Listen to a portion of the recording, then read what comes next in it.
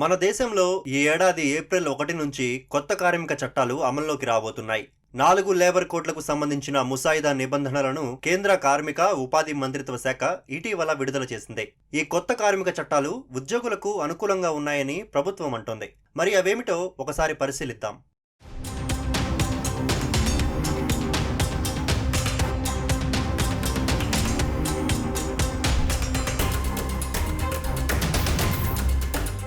కొత్త కార్మిక చట్టాల్లో ప్రధానంగా 5 మార్పులు చేసింది కేంద్రం. అందులో మొదటిది టేక్ హోమ్ శాలరీలో మార్పు.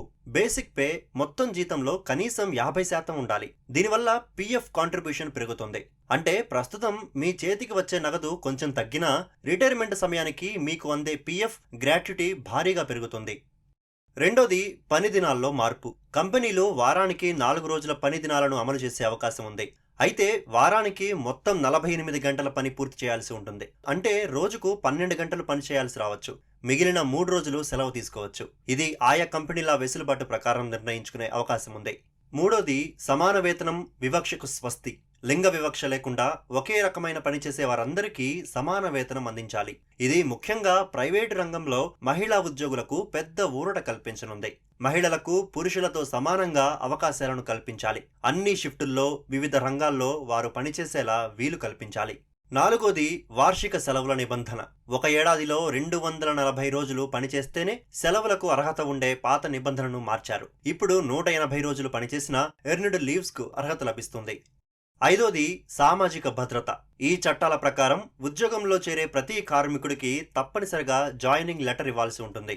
దీనివల్ల అతనికి ఉద్యోగ భద్రత దొరుకుతుంది.